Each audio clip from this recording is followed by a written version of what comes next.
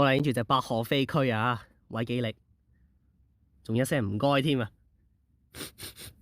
咁啊，今場賽事呢，就係呢場三冠大賽嘅尾關遮打杯，羅馬勇士啊頂頭大熱門啊1倍。另外，利森名媛嘅位置啊，都着咗6格。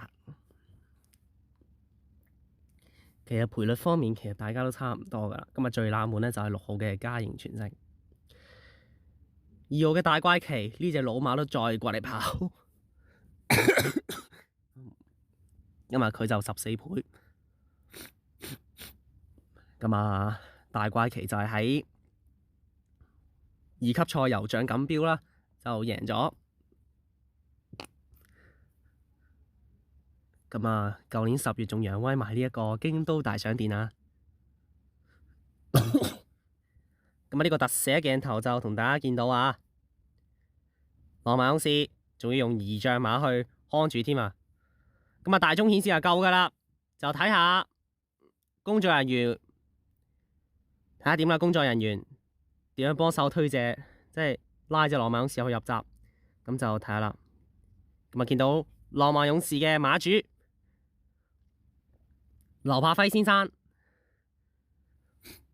睇下今場賽事羅馬勇士可唔可以連續2年都有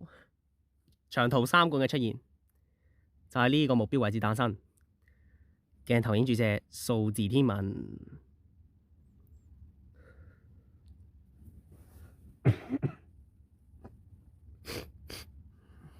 數字天文啊，今日排過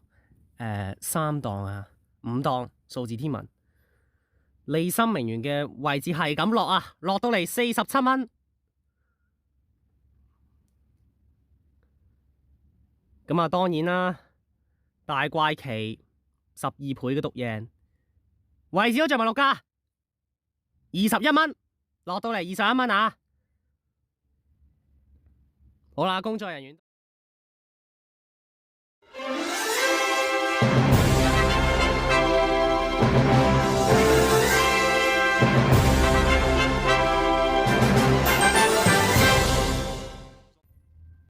好啦，閘前嘅紅燈亦都已經亮起啊！嚟到2025至26馬季最後一場嘅國際1級賽，2400米嘅國際1級賽，渣打冠軍暨遮打杯，9隻馬角逐。行賽入閘有君子傳承、浪漫戰神、嘉盈傳承，亦都搞掂。然後日本代表大怪奇、百賀飛駒、利森名媛。好啦，一對都順利。羅馬勇士，我哋嘅傳奇馬王，亦都搞掂，冇問題啦。數字天文，好啦，最後入閘無險東嘅天象龍區，嚟到2025至2026個馬季最後一場嘅國際1級賽第8場賽事，渣打冠軍暨遮打杯，隨時起步。好啦，起步嘅時候啦，前面快啲嘅馬咧，見到中間位置有呢隻羅馬勇士啦，埋邊浪漫戰神都係唔慢嘅，外邊有數字天文啦，埋邊位置仲有大怪奇啊，喺佢中間有君子傳承啦，外邊仲有百賀飛駒啊，尾三紅衫利森名媛，後面一對港隊馬就係嘉盈傳承包咗落尾，係天象龍區嚟噶。好啦，跑咗大約300米到啦，前面浪漫戰神帶頭數字天文第2位啊。羅馬勇士喺外邊呢，就拍住埋邊嗰隻大怪奇啊，大怪奇騎師莫雷拉仔埋邊守住第4位，守住第5位係君子傳承啊。後面4隻日本馬嘅利森名媛啦，百賀飛駒尾三尾2位置就係呢隻天象龍區啊。暫時殿後係嘉盈傳承嚟噶。好啦，去到呢個飛機場仔嘅時候啦，前面浪漫戰神仍然帶頭數字天文啊，守住嘅第2位度，第3位有大怪奇啊，羅馬勇士守住第4位，埋邊就係利森名媛啦。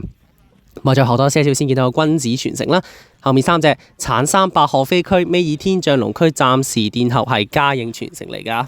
好啦，開始跑對面直路嘅時候啦，前面浪漫戰神帶頭，數字天文守住第二位度，大怪奇守住個第三位，落後1個半馬位先見到另外一隻浪漫嘅浪漫勇士啊，另一隻日本馬利森明媛就守住喺個第5位度啊，後面4隻粉紅帽君子傳承、尾三藍三天象龍區，尾二位置就係百河飛區，暫時殿後嘅馬匹係嘉應傳承嚟噶，佢哋前面嘅馬大約係8個零9個馬位度嘅啫。好啦，接近呢個1000米段注嘅時候啦，位置變動上面都係冇喐過嘅。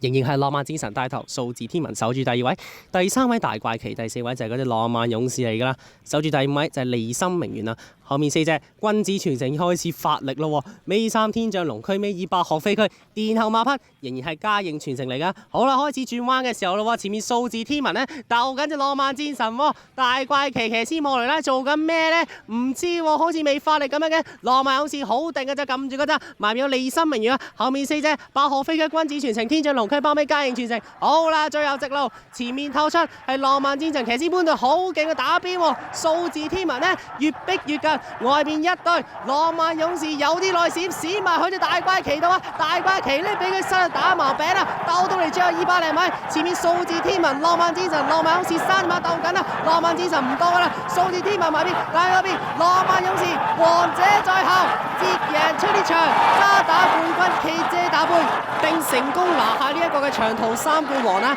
至於跑第2名係數字天文，騎師梁家將都騎得好好噶啦，反而大怪奇就慘咯，淨係得個第3。臨尾一開頭呢，佢都同浪漫勇士有得鬥下嘅，但係浪漫勇士騎師麥道朗一見到大怪奇騎師莫雷拉想發力搞低浪漫勇士嘅時候，浪漫勇士就即刻響埋邊內閃就閃埋去隻大怪奇嗰度，導致大怪奇喺內欄冇位，咁啊最後都有個第3翻嚟。至於第4名呢，浪漫戰神啦，同埋天象龍區呢，就需要影相2隻馬。跑第6名呢，就係日本馬嘅利森明媛，第7名嘉應傳承追翻少少，第8名君子傳承包尾百河飛區。